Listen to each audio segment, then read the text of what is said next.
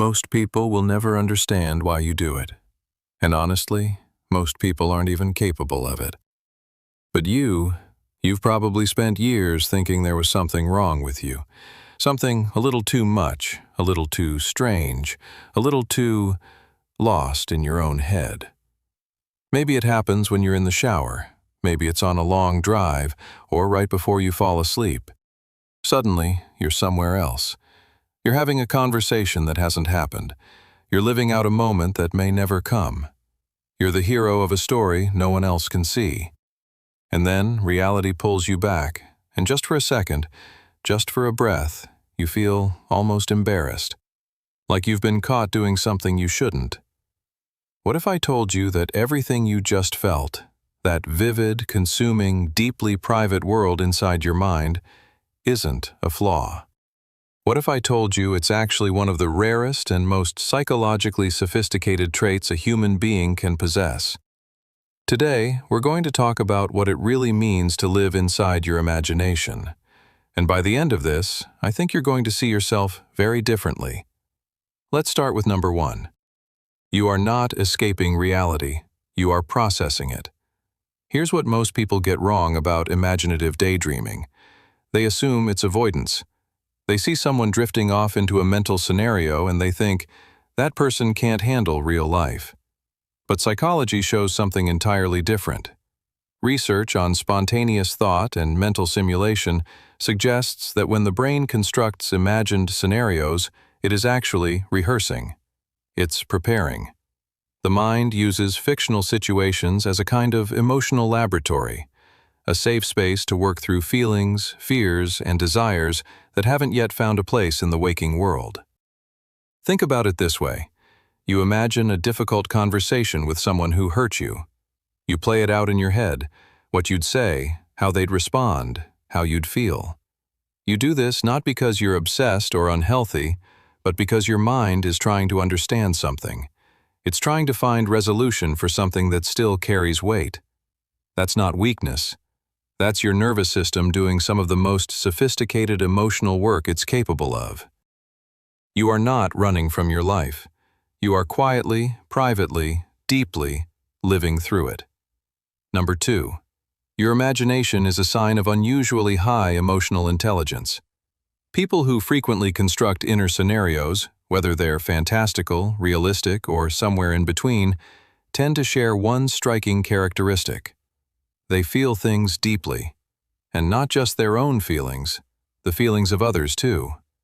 Psychology shows that imaginative mental simulation is strongly linked to empathy. When you imagine a scenario involving another person, your brain actually activates similar neural pathways as it would if the experience were real. You're not just thinking about how someone might feel. On some level, you are feeling it with them. In your mind, in your body, in the quiet space no one else gets to enter. This is why people like you often make the most thoughtful friends, the most perceptive partners, the most careful listeners. You've already lived so many versions of a moment before it arrives. You already know, intuitively, what certain pain feels like, what certain joy costs, what it means to want something and be afraid of it at the same time. That level of emotional depth isn't common. Most people experience emotions reactively. They feel something only after it happens. You experience emotions imaginatively. You feel forward and backward in time, across possibilities, across other people's inner worlds. That is a rare and extraordinary gift. Number 3. The scenarios you imagine reveal what you most deeply desire and fear. Here's something quietly profound about the fictional worlds you build inside your head. They are not random. They are not meaningless. They are a map.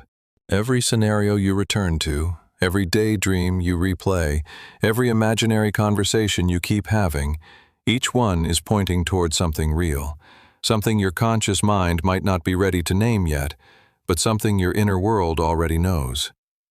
Research in psychology indicates that recurring mental simulations are often connected to unmet emotional needs, a longing for connection, a need for validation, a desire for courage you haven't yet found in real life, or a grief you haven't fully allowed yourself to feel.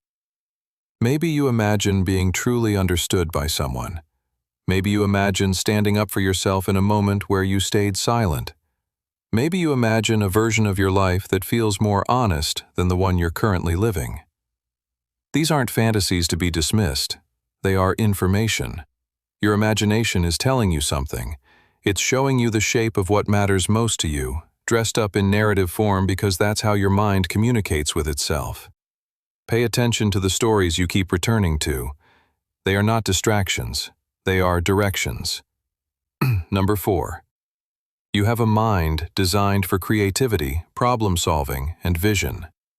There is a concept in psychology called mental time travel, the human ability to project oneself into the past or future as a way of learning and planning.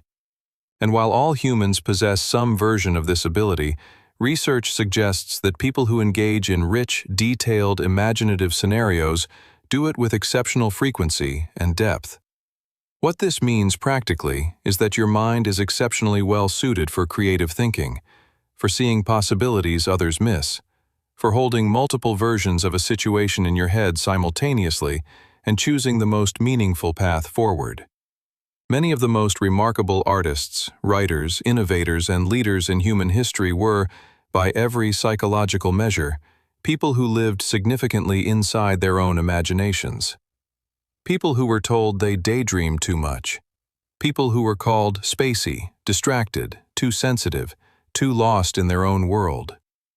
What they actually were was visionary. They just hadn't yet found the environment that allowed their interior richness to become exterior impact. If you've ever felt like the world moves too fast, too shallowly, too dismissively past the things that matter, it may be because you're operating at a different depth. Not a worse depth, a rarer one. Number 5. Imagining fake scenarios is how you protect your emotional world. This one is important, and I want to say it gently. Sometimes the scenarios you create aren't about desire or creativity. Sometimes they're about safety. You replay a conversation in your head to prepare yourself. You imagine someone rejecting you so that if it happens, it hurts a little less.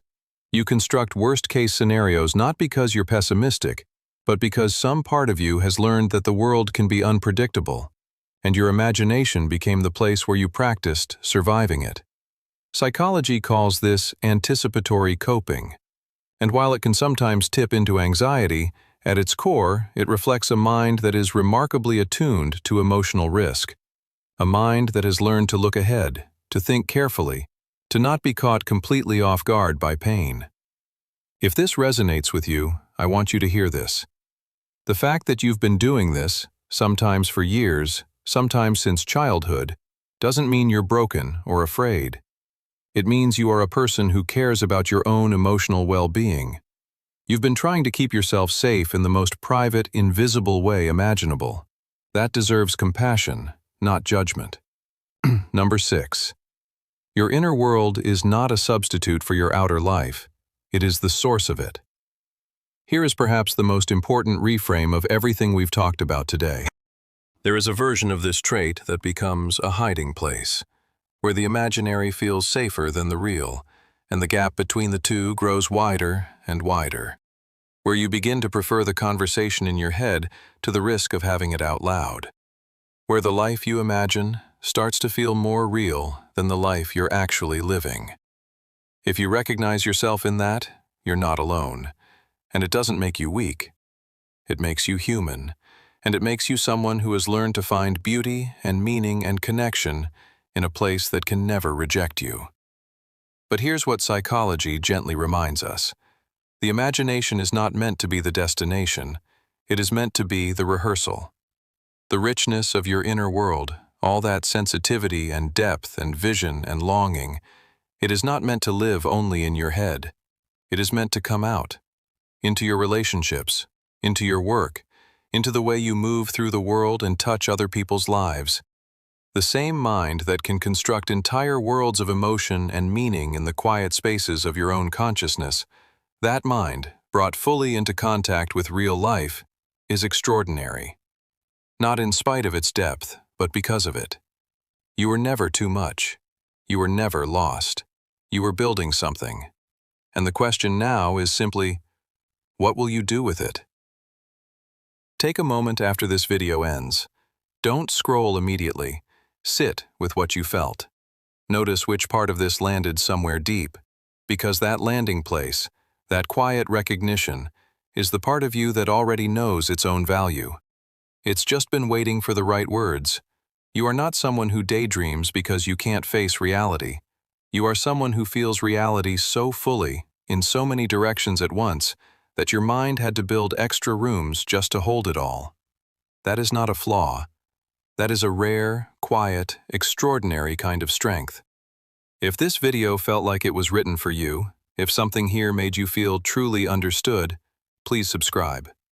Every week we explore the psychology behind the traits that make quiet, deep, introspective people so remarkably uncommon.